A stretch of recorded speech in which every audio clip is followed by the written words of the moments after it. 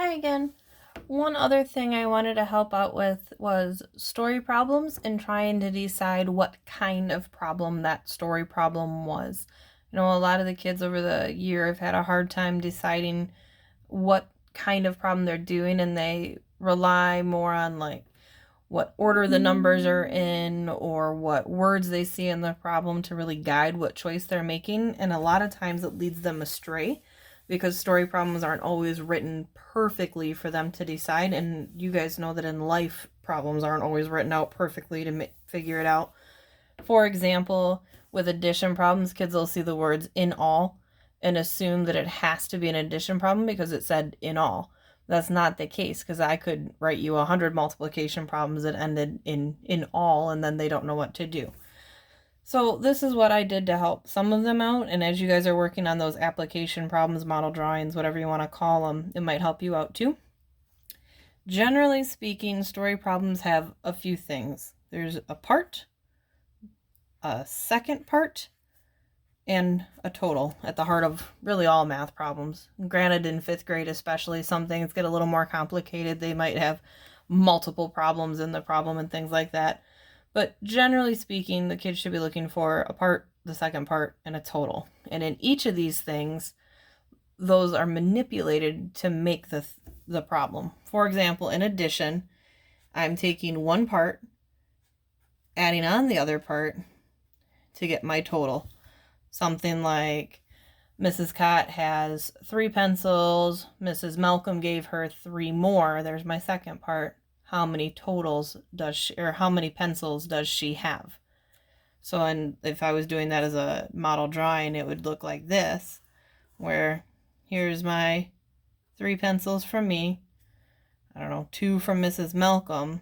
The question is, how many pencils do I have? Okay.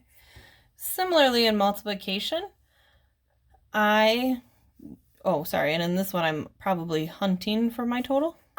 And similarly with multiplication, I'm going to take one part, except this time I'm going to times it by the other part to get my total. And again, I'm probably looking for the total. For example, on Monday, Mrs. Malcolm gave Mrs. Cott 3 pencils, and then for the next 2 days she gave her 3 more pencils.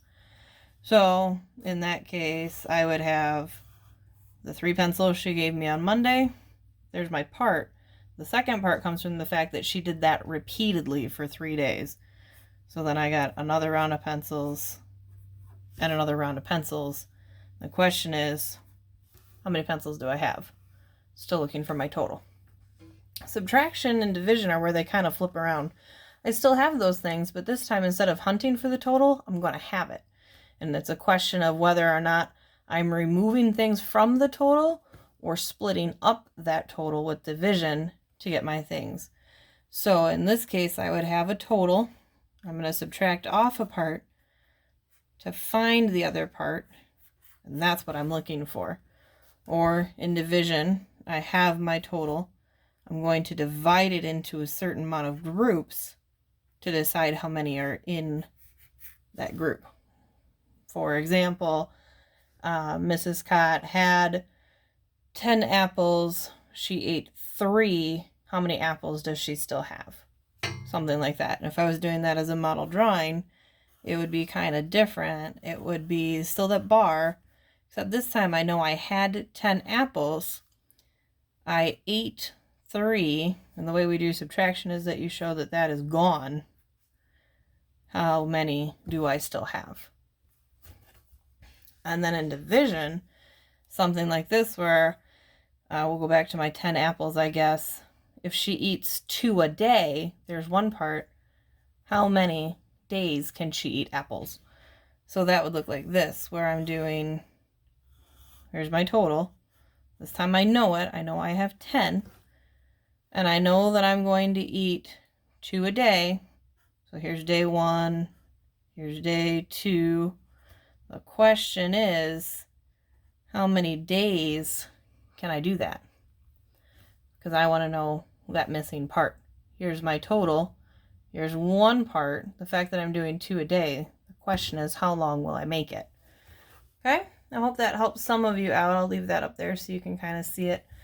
Have a great day.